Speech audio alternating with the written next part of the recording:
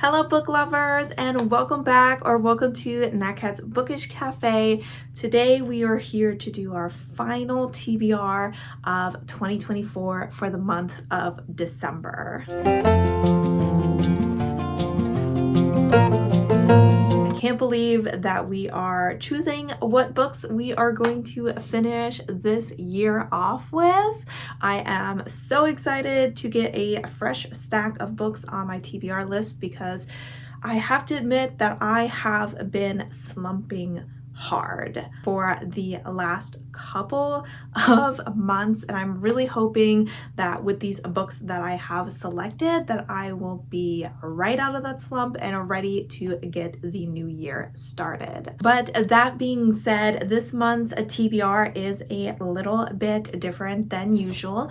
I will be using my Laseren Agedishnisht game board, which is very similar to the Parcheesi game. As always, I will have my TBR playlist up above, which will have a previous rounds as well as my kind of intro game rule video if you would like to go back and watch those. What is different about the month of December is that I kind of combined this with a bingo board, in that instead of my usual 5 rolls, I go ahead and do 12 rolls and I fill up this bingo board here. This was inspired by Amy at A Star Reads. I do this differently than she does, but since it was her 12 Days of Christmas Advent calendar that inspired me to do this, I always want to shout her out, so definitely go ahead and give her a follow if you don't already, because she will be vlogging that experience and it's always a lot of fun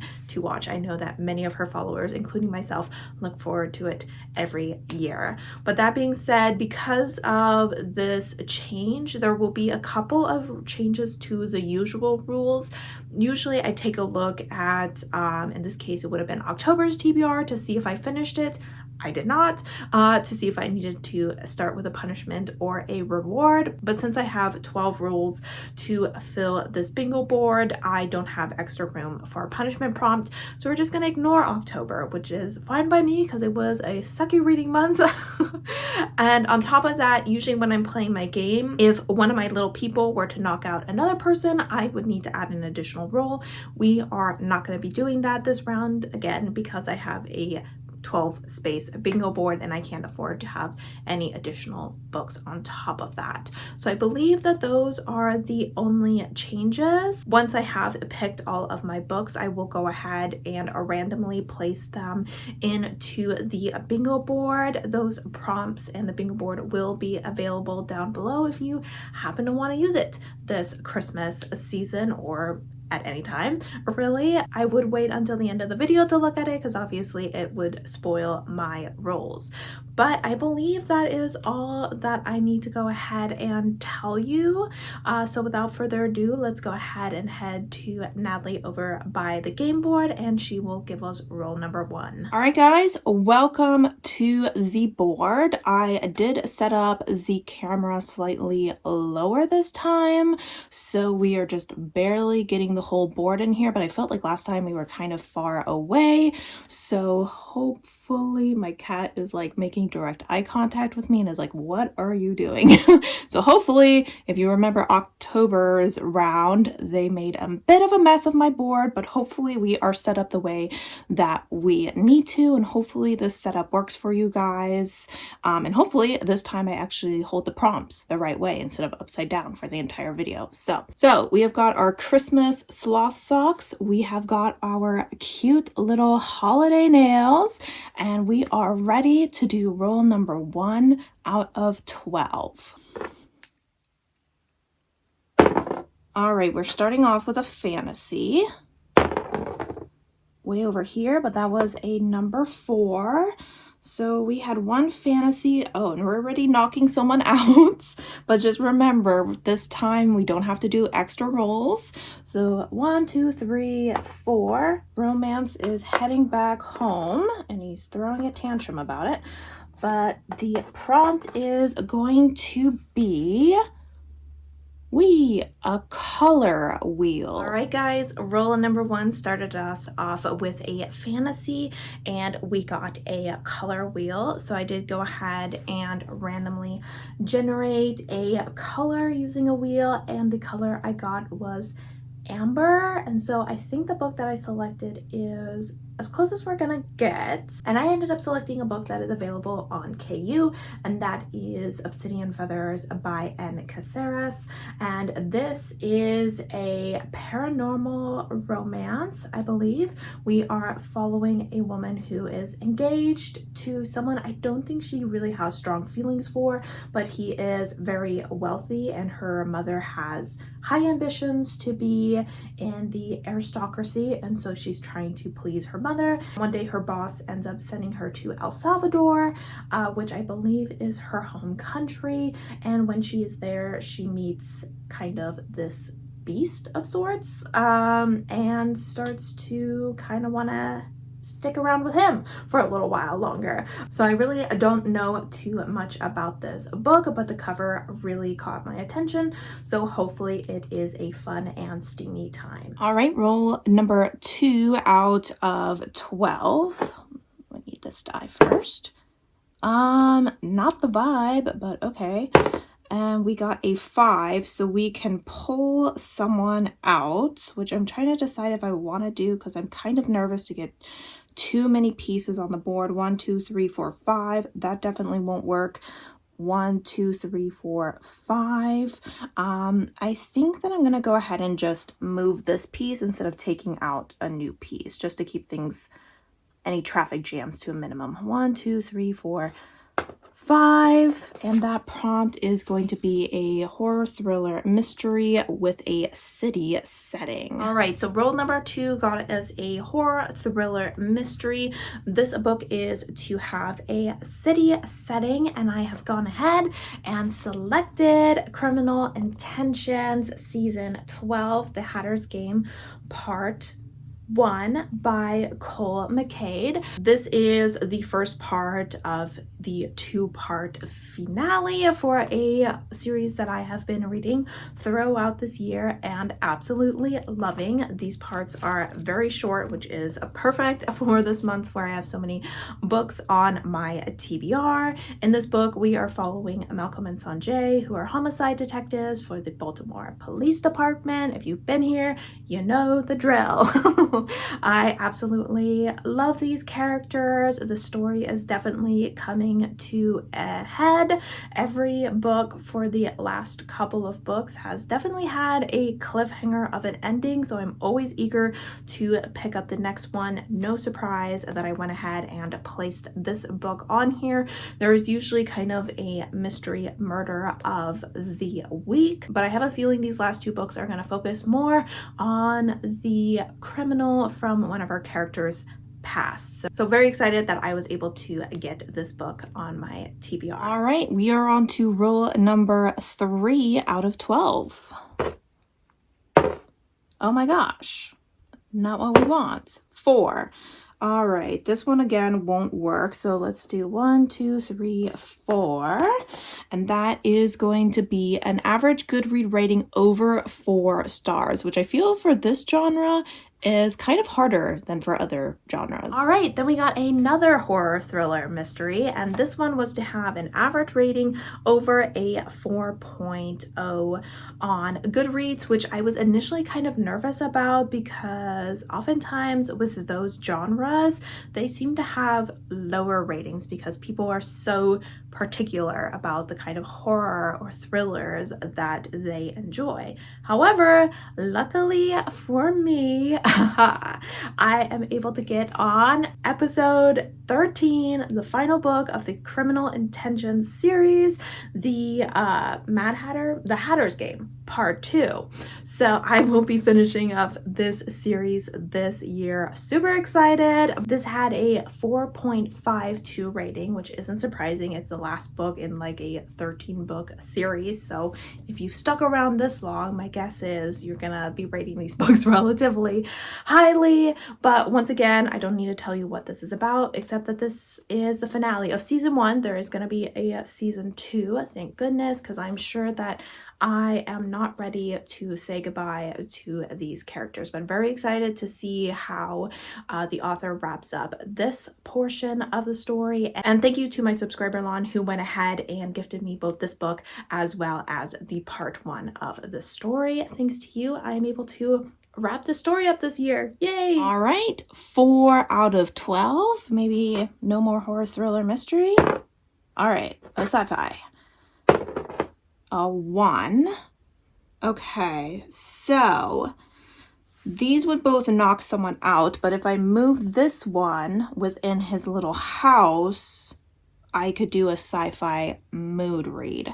So I think I'm gonna go ahead and do that. All right, roll number 4 gave us a sci-fi, and I decided to go ahead and move my little guy who was in the house, which doesn't give me a prompt but allows me to mood read a book. And as soon as I landed on that spot, I knew exactly what I was going to be choosing, and that is Crisp and Sear by TJ Klune. This is the second book, the first book being Withered and Sear. I'm not really sure what the name of this series is, to be honest, but this is just a duology, so I will be finishing another series, which is great because I was slacking on series this year very badly. But this is TJ Klune's kind of darker sci-fi story. In the first book, we are following Cavallo, and he is living in a abandoned prison with his dog and an AI named Sirs. I believe it is post-apocalyptic America. The world was destroyed by nuclear warfare about 100 years ago,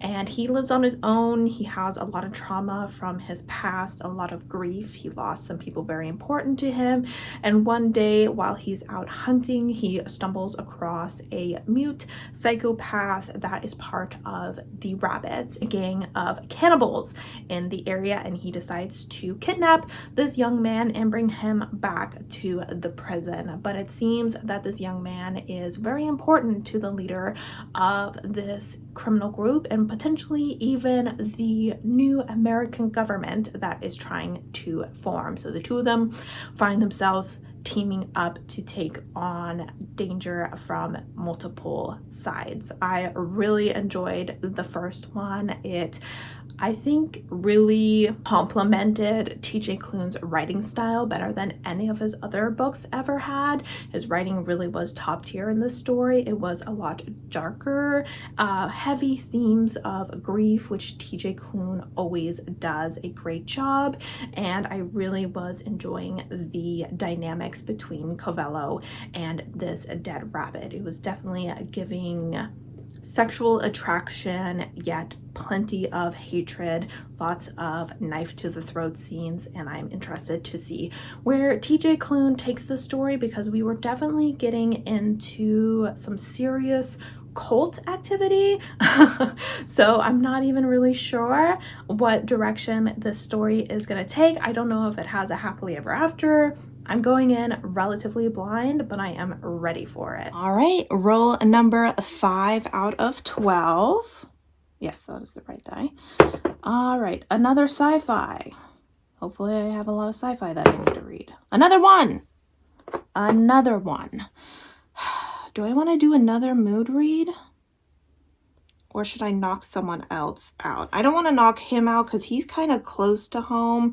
All right, I'm going to be mean and I'm going to knock this guy out, this contemporary. He's going home. And I'm pulling this.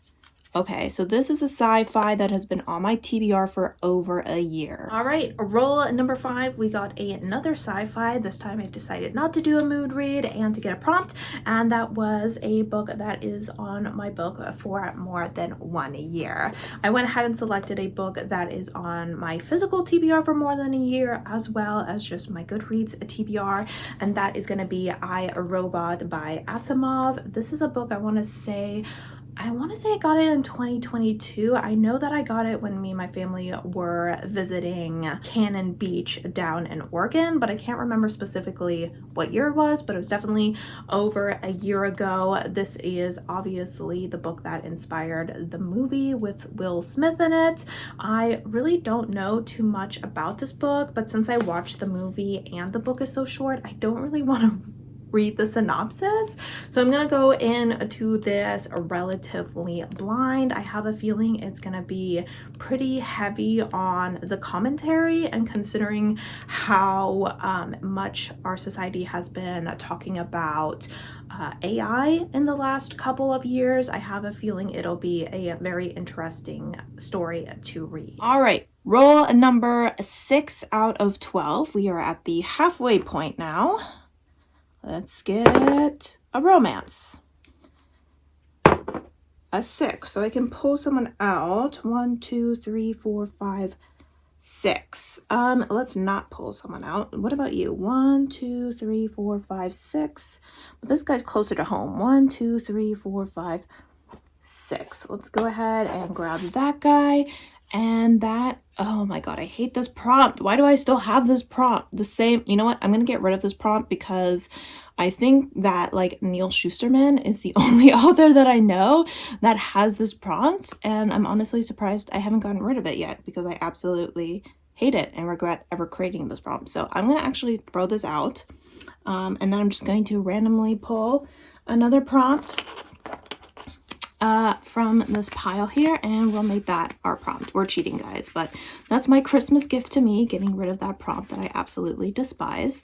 And we're gonna go with one that's hopefully not too terrible, and that is a romance with a one-word title. All right, halfway there, roll number 6. We went ahead and got ourselves a romance, and this book is to have a one-word title. At first I was struggling with this a little bit, but then I came across Hamartia. I hope I'm saying that correct. This is by Scarlett Drake. I think the only thing we really need to know about this book is that it's a male-male romance and that it's between a K-pop star and an American rock star. So I remember when I read that synopsis the first time and I was like, yes, please, I need to get this on my TBR as soon as possible. I did just recently add this, so I was really excited that that worked out in my favor. I believe that there is kind of like an enemies to lovers situation. I think their first meeting didn't go very well, so they definitely have some unpleasant feelings towards each other, but at the same time they have, you know, those desires for each other. Things are a little bit complicated because I believe the American rock star is engaged to a woman, so that is definitely going to make things a little bit messy, but I am here to soak up all the drama.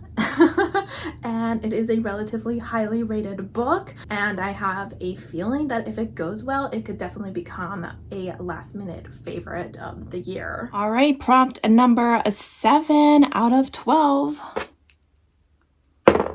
A contemporary, a 2, we can only move this guy, and that is going to be a contemporary that involves travel. All right, roll number 7. We went ahead and got ourselves a contemporary. This one was to involve travel. This was another one that took me a second to find something for, but luckily I remembered this book, The Road Home by Christina Berry. This is by an Indigenous author featuring an Indigenous character, and he is in a band, and throughout this book they go on tour, so they are traveling. He, I believe, lost his family to a drunk driver many years ago, and after a friend of his gets into a very bad car accident, it kind of triggers some of that trauma to resurface, and he ends up falling into bed with a woman who is part of a roller derby team, I believe, and she kind of just helps him overcome this trauma, and it's a romance between the two of them as they're kind of traveling around, and he's playing rock music. So I got a couple of musicians on here, which is not something I read very often, so hopefully it is a trope that I enjoy, and I am excited to get this one on my TBR because I definitely tried to get it on my TBR a couple times earlier this year. All right, guys, 8 out of 12. Another contemporary, and a 4. And this guy, who I didn't replace this little thingamabobber with, is still the only one we can move. So 1, 2, 3, 4. And that gives us a cat bag. Both of my cats are in my room right now. I will probably use Tofu because Loki is hiding under the bed, and I don't know if he'll come out for this. All right, for roll number 8, we got another contemporary, but this one is to be a cat pick. So I will go ahead and let you watch that happen. All right, guys, so here are the 3 books that I'm choosing for the cat pick for contemporary. We have a contemporary kind of romance, a book that is told from the point of view of this kitten. Then we have this might be more lit fic, I'm not really sure, but it's kind of like a contemporary romance. And then this is a short story collection. We have Tofu here, and we have tofu food here. So let's grab a little bit of that. He's like, what is going on here? So let's put a little bit on each one. We're gonna go ahead and bring him back a little bit. Beep, beep, beep, back it up. Oh, the chonk has emerged. And it looks like Tofu has gone ahead and selected Open Water by Caleb Ozua Nelson. And we'll let the cats finish eating. All right, so as you saw, Open Water by Caleb Ozuma Nelson has won. This is a romance that I have heard essentially nothing but good things about. Apparently has really beautiful writing, and it is also short.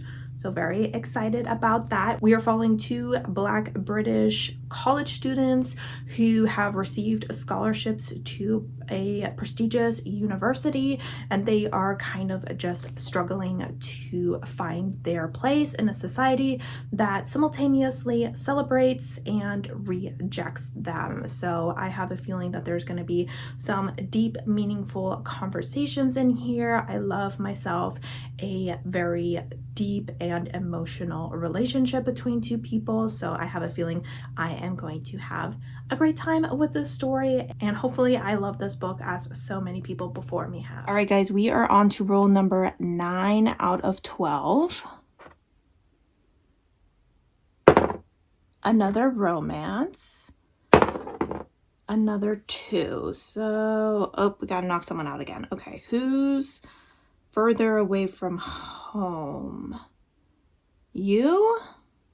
Okay, 1, 2, 3, 4, 5, 6, 7, 8, 9. You're 10 spots away. 1, 2, 3, 4, 5, 6, 7, 8, 9. Oh, they're literally like, okay, so it doesn't matter. Let's take out sci-fi because sci-fi already has someone home. So 2. You're going home.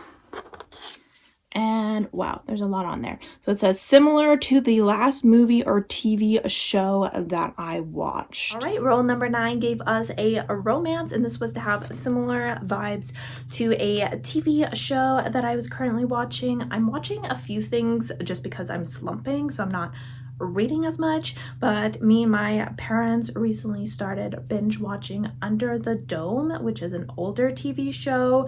It has like the situation where there is a dome over this small town that is completely cutting them off from the rest of the world. The book that I'm selecting is not really like that. I just took elements of the TV show that I feel like are going to be prominent elements in the book I selected. It is a book off of my winter TBR. I was kind of desperate to get one of these books on here, and that is going to be Spells for Forgetting by Adrienne Young. We have the small town setting just like in the TV show. I'm still not really sure about the genre of this book. I feel like it might be a little genre bending, just like the TV show is, just based off of the title, but then again, it may just be straight up contemporary mystery. I'm not sure. On top of that, there is a romance in the story, and there are some romances and relationships within the TV show, obviously. What TV show doesn't have that? And we also have a situation where the small town has some dark secrets in both the TV show and in this book. In this book, we are following a young woman who ended up staying in her small town and taking over her family shop, even though she never wanted to do that. However, when she was younger, her boyfriend was accused of murdering her best friend, and he left town. And at the beginning of this book, it seems that he has returned to bury his mother, and the two of them kind of start to work together to figure out what actually happened to her friend, and through that they discover some dark secrets about their small town. So I feel like they have kind of similar vibes, not super similar. I stretched it a little, but what can I say? I feel like this is a great book to read in the month of December. All right, guys, 10 out of 12. Another contemporary. I get to take someone out. 1, 2, 3, 4, 5, 6. And that is going to be a random number generator. I have to be honest, I don't remember if I select a certain number of books and then I randomly generate one. I'm assuming that's what it is, so that's what I'm going to go ahead and do. All right, so roll number 10 ended up giving us a contemporary, and this was to be a random number generator. Now, I will admit, when I first pulled this, I was like, okay, I can't remember exactly what I was supposed to do with this prompt, so I kind of winged it, to be honest. I decided that I really wanted to get at least one Christmas book that was on my KU list on this month's TBR. I don't read holiday books very often, and when I do, it's definitely going to be within the month of the actual holiday. So I had 5 Christmas books that are available on KU that I was interested in checking out. So I ended up spinning a number wheel 1 through 5. Did I record that? No, sorry, you'll just have to believe me. I ended up getting number 4, which ended up being the book of Trick Shots by Kayla Gross. This is a novella, which is really great considering how many books I have on here. I love me a short book. Essentially, it is Christmas Eve. This man is at the airport and he runs into a woman who mistakes him for his famous brother, who is a hockey player, and he decides, you know, just to go along with it. And then their flight ends up canceling. So he's like, why don't we head back to my place? And she's like, sure. But he's there with his best friend. So his best friend ends up joining them. So this is a male, female novella, smutty novella that takes place on Christmas Eve. Probably not a lot of Christmas vibe, but hey, who knows? We're here for a fun time. It's short. And I do believe that our female is plus size. So I enjoy that representation as well. So hopefully it is a fun, quick read. All right, guys, I'm out of fingers and I'm not going to start using my toes, but we are on 11 out of 12. And we got a fantasy. Look at that. In a while. 2. So we're gonna move this guy, and that is gonna be, if I can pick it up, a similar vibe to my favorite song. All right, so our second to last roll got us another fantasy, and this one was to have similar vibes to my favorite song. So I usually don't have favorite songs very much. I'm not like super intense about music, but I will say there is a song that I recently have been listening to repeat quite often, and that is I Like the Way You Kiss Me by Artemis. And so I went ahead and selected a book that was kind of similar vibes to the song, which was definitely giving kind of like casual sex, but they keep coming back for more. It seemed maybe a little bit kinky because it talked about being on your knees and don't you want me to be proud of you kind of vibes to the song. So I decided to select a book that I have put on a TBR before and just haven't gotten to, and that is going to be Sweet Vengeance by Viano. I have tried multiple times to sound out their name. I cannot say it, so rather than butchering it, I'm just gonna let you read it. But this is an author that I actually have a few books of on my TBR, so I'm really excited to check out their work to see if it is something that I like.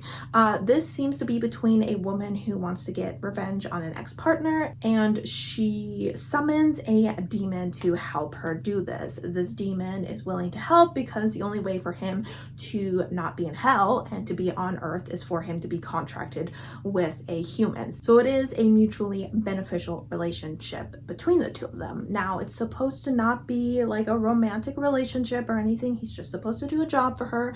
However, things get complicated as they start to catch feelings for each other. So I figure we got that. It's supposed to be casual, but it seems like maybe it's not. I'm assuming since we're between a demon and a vengeful woman, things are gonna get a little kinky as well. So I figured that this book would kind of match the vibe of that song, which you should definitely check out because it's a jam. All right, guys, and we are already on our last roll. I'm almost kind of sad about it, but here we go. A historical, look at that. We officially got all of the genres. And we get a 2, so we're gonna move this guy. And our last prompt is to roll a 6-sided die. So that is essentially, I choose 6 historical books, I roll a 6-sided die, and whichever number I landed on associates with a specific book. All right, guys, and we have made it to our final roll, and that was a historical, and we were to use a 6-sided die, so I will show you that video now. All right, guys, so we are doing roll a 6-sided die, so I will flip this around in a little bit to show you the actual dice roll. But first I wanted to show you the 3 books. These 3 Raven Boy books are just representing books that are on my Kindle or on KU.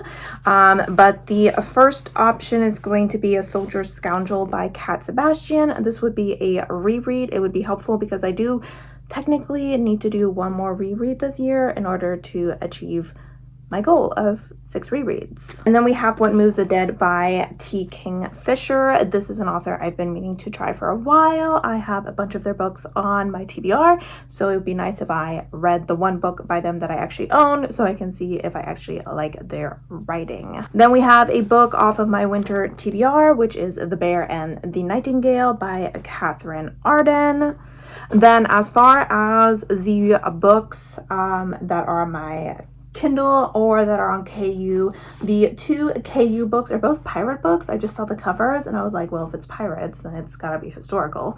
So the first one is Pirates of Eltharia. I don't know anything about it except that it's lesbian pirates. And then we have Kidnapped by the Pirate, which I also don't know anything about except that it's gay pirates. So there's that. And then the 1 book that I own on my Kindle is Providence Girls, which is, as far as I know, historical, just based off of the clothing that this lady is wearing. And it's mermaids, lesbians, and horror. So we will go ahead and see what I roll. All right, guys, I'm holding this with my hand, so hopefully it's not too shaky. But The Soldier's Scoundrel will be book 1, 2, 3, 4, 5, 6. So let's go ahead and roll with our left hand. So it's going to be a little wonky because it's not my dominant hand. All right, we have got number 4, which is going to be one of our Kindle books, and I don't remember which one this was. Oh, awesome. So this is The Providence Girls, which is the book that is actually on my Kindle, and that's the lesbian mermaids. All right, so as you saw, Providence Girls by Morgan Dante was selected. I have still not gone and checked the synopsis for this. To be honest, I am more than happy to go into it relatively blind. Honestly, lesbian mermaids in a horror fantasy setting is all that I really need to know, as well as just the visuals of this stunning cover. So definitely not Christmas vibes, but hey, most of the books on this list aren't really Christmassy, but like I said, I'm not a big seasonal reader, so I'm just happy to check out this book because I've definitely seen some of the people that I follow on Instagram reading it and enjoying it quite a bit. All right, guys, so these are the physical books, and then we had a bunch of non-physical books. So I'm just going to show you the completed bingo board now that I've gone ahead and put it together. Have I been irresponsible by not putting any audiobooks on here? Maybe, but I have just not been in the mood for audiobooks at all. I may potentially read one, maybe two in December. We will see. So I really didn't want to risk it. I am happy with all of the books that are on this list. I would love to know if you guys have read any of them. I would also love to know what books you guys are hoping to read in December. Are you trying to reach any last minute goals? Or are you going to be focusing on reading just holiday books or whatever you want, like I am? As always, guys, thank you so much for supporting my channel by watching my videos, and I hope to see you next time. Bye!